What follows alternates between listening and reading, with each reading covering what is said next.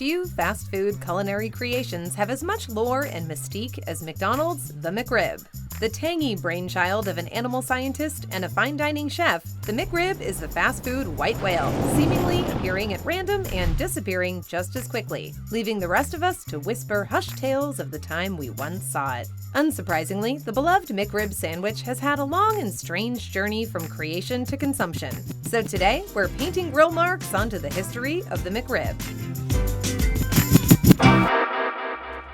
But before we do, be sure to subscribe to the Weird History channel and let us know in the comments below what other fast food favorites you would like to hear about. Okay, slide us a piece of the pork because this episode is only available for an unlimited time. I should have got two. In the 1970s, the American public became allergic to red meat after the feds stepped in and cautioned against eating large quantities of delicious, cholesterol-filled fast food beef. We hope you heard those flame-broiled air quotes in there. Wendy's and Burger King managed to offer alternatives to the standard bovine options, but McDonald's Filet-O-Fish wasn't exactly a huge catch. Which is weird. Who doesn't love square fish? I'm hooked! The company sought to find a beef alternative, and while most would think of chicken as the most obvious next step, McDonald's chose a different path. The fast food giant partnered up with the National Pork Producers Council to produce a menu item with the other white meat, pork. America, you're leaning on pork. Once again, we ask that you please wrap some air quotes around the word meat.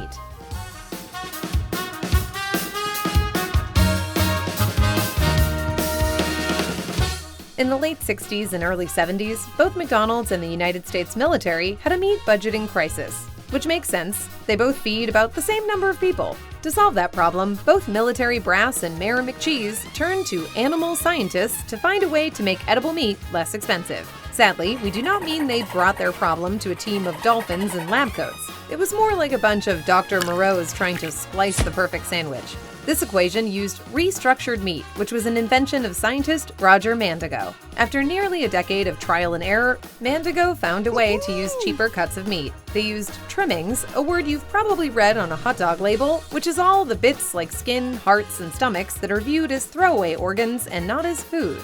But if you smash all of them together, delicious magic can happen.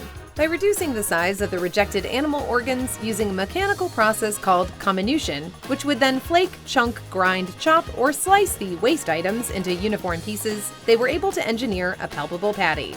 After that, the inclusion of salt and water would trigger an extraction of salt proteins that would bind all those bits together and become one joyfully meaty slab. On paper and reading it, this sounds like not good, but it's perfectly safe to eat, and this technique changed the game for many meat products, including MREs and frozen chicken nuggets. Shockingly, it turns out that no part of a chicken is naturally shaped like a dinosaur.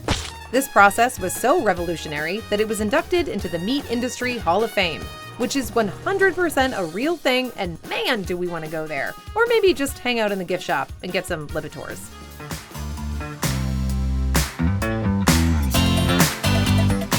Two people contributed to the success of the McRib, assuming the millions of ride-or-die McRib fans are to be ignored. Roger Mandigo, our food Dr. Frankenstein from earlier, who created boneless pork from scratch since most pigs found in nature have bones, and gourmet chef René Arend, who transformed that science experiment into a craveable, edible sandwich. Chef Arend was first in his class at the College Technique de Strasbourg and the head chef of the fancy Chicago restaurant Whitehall Club, before being recruited over to the Golden Arches by none other than Ray Kroc himself. His mission? Research and development for the fast food empire. I am in the research kitchen in McDonald's. Think if Gordon Ramsay got hired by Long John Silver's to hawk fish and chips. McDonald's felt their new lab-created but still technically real meat needed its own PR spin to get people on board. For some reason, they were concerned that smushed organ meat smothered in barbecue sauce might be a hard sell.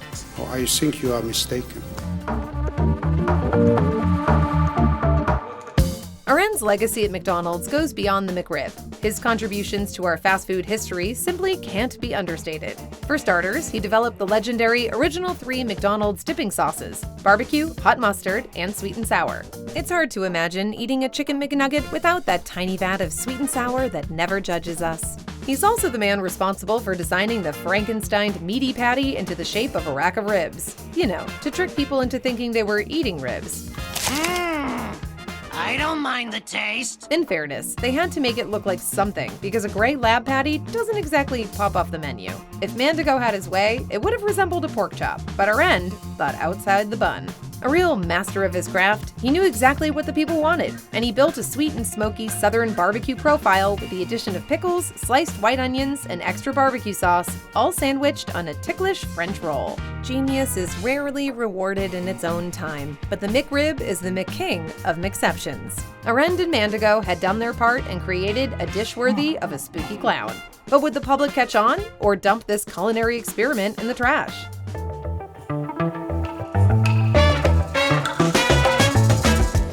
What'd you say this was again? McDonald's calls it the McRib sandwich. It's a new kind of Q. McRib? I don't see any bones. The McRib sandwich was shot out to various McDonald's locations in 1981. The food scientists and the fine dining chef held their breath to see how the public would react to their scientific food creation. Would cars be overturned at the drive-thru, or would there be sticky barbecue tears of joy oozing down everyone's faces as they lined up around the block for a taste of that sweet, sweet Frankenmeat? Well, it was somewhere in the middle. The McRib entered into our cultural zeitgeist to gently polite applause like an improv show.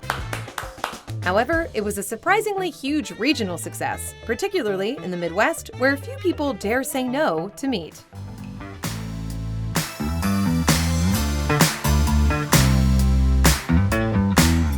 Despite its uneventful rollout in 1981, the McRib kept pitter-pattering along. McDonald's served their sloppy, succulent slab sandwich for 4 years before suddenly deleting it in 1985.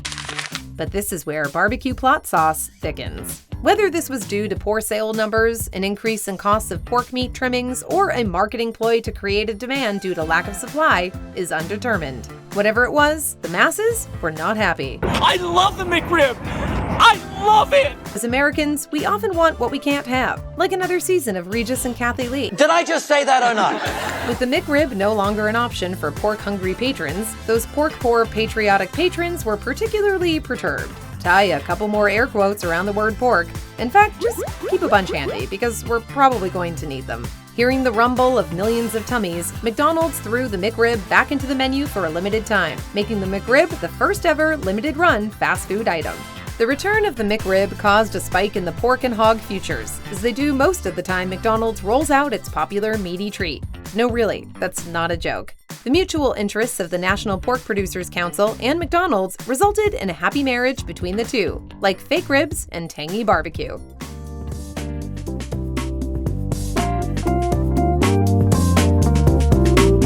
McDonald's likes to whip the McRib in and out of their sandwich vault like a delicious, heart-clogging shell game. And while creating artificial scarcity is a proven marketing ploy, the McRib's constantly fluctuating availability was really born out of necessity. The processed pork puck made another comeback in 1989, and this beefy beauty was a bona fide boomer nationwide. But they had seriously shaken the public trust. After all, the McRib was pulled and reintroduced from the menu several times for the past 5 years. Nobody wanted to risk driving out to their local Mickey D's only to find a ribless menu. It felt random and possibly on the whims of the shadowy Ronald McDonald. That damn clown. But unlike the Hamburglar, Ronald wasn't trying to pull a fast one over the American people. The price of pork was in constant flux, meaning sometimes it didn't make economic sense to continue serving their porcine creation due to rising costs. Others, let's call them McRib Truthers, denied that the rotating availability of their precious succulent Frankenwich was due to costs, and believed McDonald's was guilty of arbitrage, or only selling the meat when the prices were at their lowest to make money off both the raw product and the completed sandwich at the same time. Now, if you're one of the characters from Succession, that does sound like a good idea, but it also sounds like a lot of effort and more than a little luck. Yes, if it is to be said.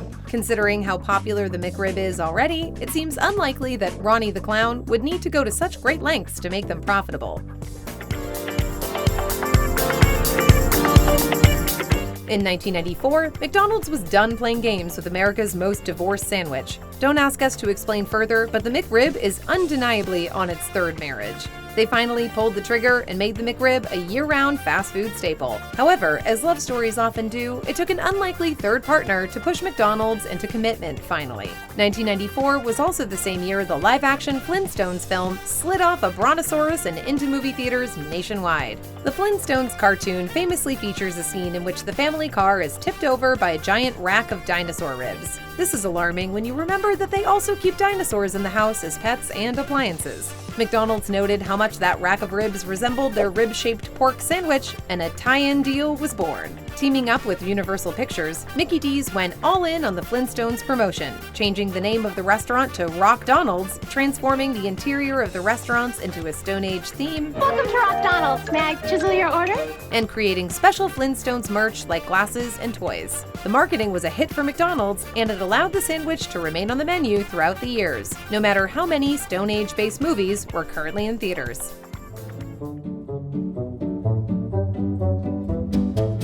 For 10 years, America lived a blissful existence. There was a McRib in every pot and a car in every driveway, in case you need to go pick up more McRibs. But as we've learned the hard way over the years, the McRib wasn't here for a long time, it was only here for a good time. In 2005, McDonald's turned 50, and to celebrate, they pulled the McRib off of the menu. Happy birthday? But they didn't just kick that sweet slab of pork science out the door. They sent it on a farewell tour first. The tour was meant to replicate that of a rock band that also throws in the towel in order to retire to a quiet life in Branson, Missouri. Only in this case, it was a sandwich being temporarily removed from the menu with a lot of fanfare. Some locations offered McRib and general pork trivia, as well as a petition to sign to ask McDonald's to stop toying with our emotions and keep McRib on the damn menu. But like Tom Brady and Brett Favre, the sandwich extended its fake farewell tour for a few years, into 2006 and 2007.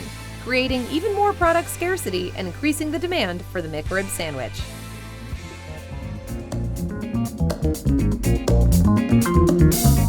They might have engineered a sandwich using deboned pig parts and mad science, but when it came to the actual conditions of fully boned pigs, McDonald's put its money where its barbecue-stained mouth was. In 2012, the company made history when they announced they would no longer purchase pork from companies that use pig gestation crates. Animals kept in these crates are confined in spaces literally too small to move and were considered to be grossly inhumane. Factory farmers still treat their pigs this way, but the McDonaldland crew have no interest in dealing with a farm that does. Since McDonald's is one of the largest purchasers of pork, picking up 250 million pounds of succulent hog each year, thanks in large part to the booming success of the McRib, their anti-cruelty stance was a very big deal. So if you're feeling guilty about pulling into the drive-thru, just remember your pal the McRib. It may have 70 different ingredients, but gosh dang it, it's delicious and technically kind of humane. So what do you think? Does a McRib sound good or great right now? Let us know in the comments below, and while you're at it, check out some of these other videos from our weird history.